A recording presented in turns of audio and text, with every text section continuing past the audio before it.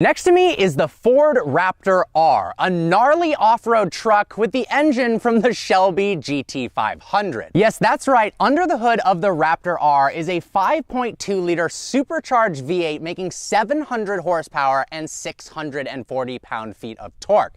Now, despite this being a massive truck weighing just under 6,000 pounds, thanks to its all-wheel drive system, it's able to launch from 0 to 60 miles an hour in 3.6 seconds. Yes, that's right, 3.6 seconds to 60 in a truck. The crazy part is it actually makes more torque than the Shelby GT500. They wanted to gear it for more low-end torque, so it's actually got a smaller, faster spinning supercharger pulley. This thing accelerates crazy fast. Exterior-wise, the Raptor R looks extremely similar to the standard Raptor. In my opinion, I wish they had some differentiating factors like a quad exhaust or a different front and rear bumper. But alas, it still looks absolutely incredible. Here are some little hints at how you can tell a R from a standard V6 Raptor. For one, obviously, it's got the Raptor R logo in code orange. It also has code orange tow hooks. If you come up here, the hood bulge is a little bit different, extra airflow for that supercharged V8, and you'll also notice it's got this graphics package.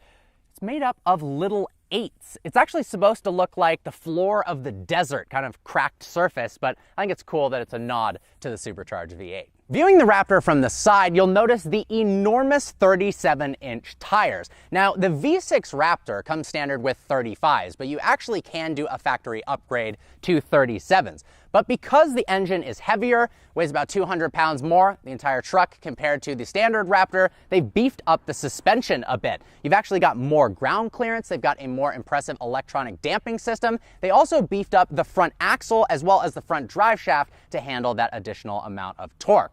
But pretty much from the side, it looks like your typical Raptor. Other than if you get this optional graphics package, which once again has a whole bunch of 8s, and when the car itself is finished in code orange, it makes it look like it says Rapto instead of Raptor. This blends in a little bit too much. From the back, the Raptor R looks virtually identical to the standard Raptor, other than this little code orange R right there. It does look nice, however. Now, despite being a super truck, this thing can tow 8,700 pounds. It also can fit 1,400 pounds of payload in the back.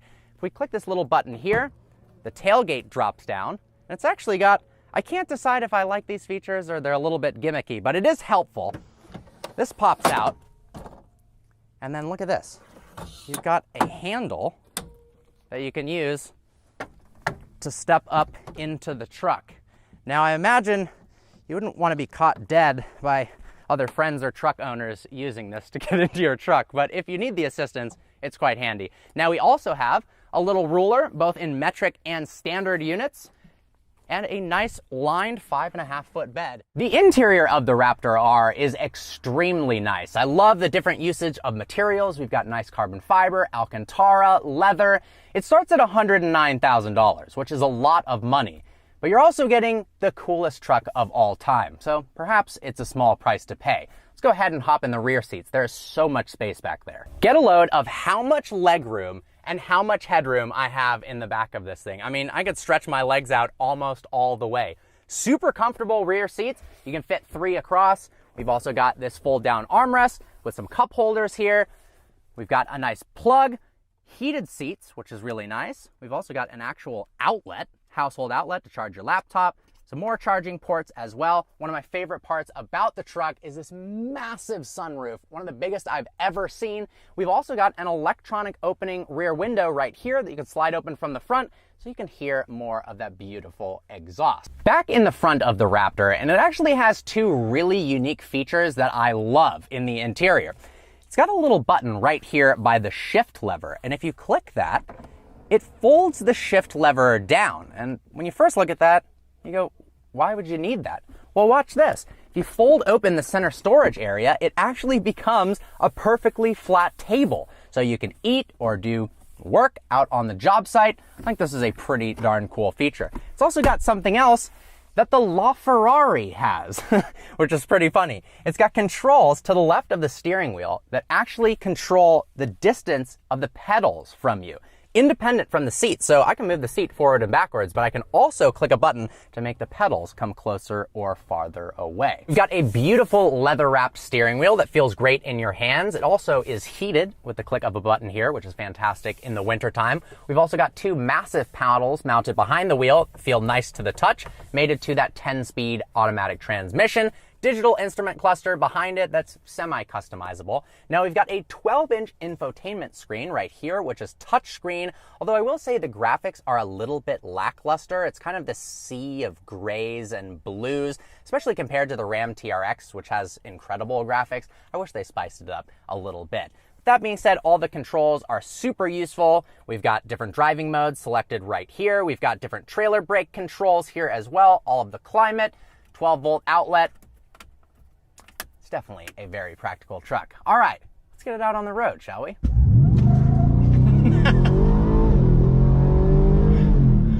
Behind the wheel of the Raptor R now, and I'm absolutely in love with this thing. I'm not even a truck person, but having spent a week behind the wheel of this, I love almost every single thing about it.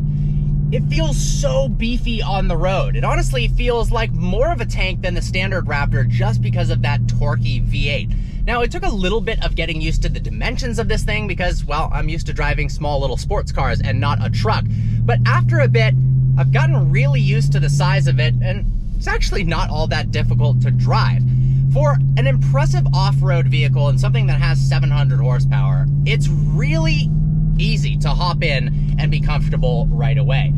And I'm really surprised, even though it's got those big 37s, there's no tire noise whatsoever. There's not really any road noise. This is a vehicle that you actually could daily drive. I'm serious. Now, the gas mileage isn't great. I've averaged 9.6 miles per gallon over the last 376 miles that I've put on this truck. 9.6 isn't great, but at the same time, are you really buying a Raptor R with 700 horsepower and worried about fuel economy? If you are, then power to you. Oh man, this thing is so comfortable when it needs to be and so aggressive when you want it to be fun. So we've got this toggle to the right of the steering wheel with all of the different drive modes to select. We are in sport mode right now, which is my favorite.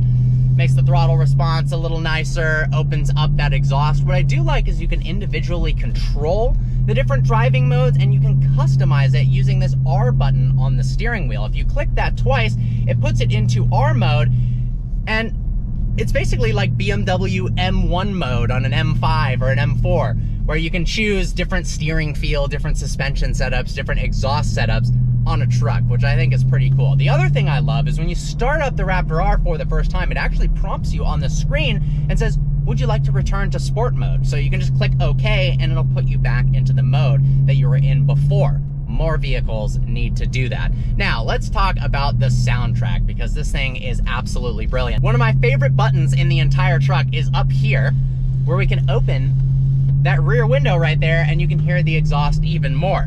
We're gonna click M. That puts it into manual mode, downshift a couple times for that 10-speed automatic transmission. And I'll let you listen to this beast. Interestingly, you don't get a ton of supercharger whine, but it's a brilliant sounding V8. Obviously, the TRX sounds really good as well. You can't go wrong either way in terms of exhaust note. Honestly, after spending some time in this, I would choose the Raptor R all day, every day over the TRX. My one complaint is I do wish, this probably wouldn't work for towing and some other capabilities like off-roading, but for a performance truck, if they had put the 7-speed DCT from the GT500 in here, we'd have faster launches as well as faster gear changes. The gear changes in this thing happen not the quickest. You pull the paddle and it shifts, but downshifts are a little bit lackluster. But that being said, how many people are going to be driving their truck around, blasting through canyons and using the paddles? Pretty unlikely. Now, I do want to talk about how you launch this thing. I learned from my friends at Motor Trend the best way to launch the Raptor R because it doesn't actually have launch control like the TRX. There's a setting you can turn on called auto hold. Basically, the brakes will hold itself on a hill. You press the brake pedal all the way down, and when you release the brake, it'll hold the truck. Once it's in that setting, all you do is just floor the gas all the way down when you're in sport mode. Let's go ahead and try that out, shall we? All right, come to a standstill, floor the brake all the way down. It says hold, and then just floor the gas, 0 to 60 in 3.6 seconds. I mean, it launches so well, it's hilarious. A little bit of wheel spin, all 4 wheels lighting up, and then it just takes off reliably, even in the rain. I've driven this in the last couple days in the pouring rain. Even if the surface is slightly damp, it still launches impressively fast.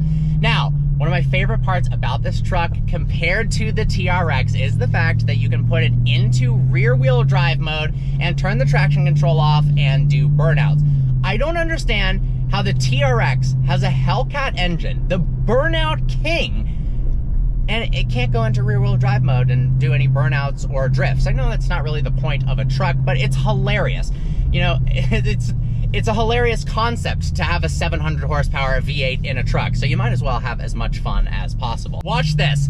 I put it into 2 high, I press and hold till traction control is all the way off, and this is absolutely epic. I mean, what? A smoky all-wheel drive, a smoky burnout in a truck. That is way too cool. I'm in love with this thing. All right, we'll put it back into 4 high and turn traction back on. Another amazing feature of the Raptor R is its lane keep assist. It has a form of self-driving. If you click the adaptive cruise control button on the left side of the steering wheel, it can speed itself up, slow itself down with traffic, but it can also steer the steering wheel in the lanes. I'm in the canyons right now, so obviously that's not an ideal place for it, but I'll overlay some B-roll of this thing actually driving itself, and it's pretty darn good. All you have to do is keep your hands on the steering wheel. If you take your hands off the steering wheel, it all of a sudden prompts you, hey, put your hands back on the steering wheel, and you have to jiggle it a little bit. But if you just give the lightest pressure on the steering wheel, it's pretty good at understanding that you're paying attention, and I found it to be really, really nice. And this big of a truck, I got stuck in traffic for several hours yesterday, and it was nice to be able to relax and have this thing basically do everything for me.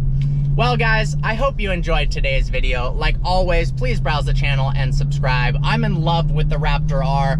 I think it's the best truck Ford has ever made. I loved the first gen Raptor, particularly because of that V8. And the second and third gen were incredible, but it was missing that true Ford American muscle.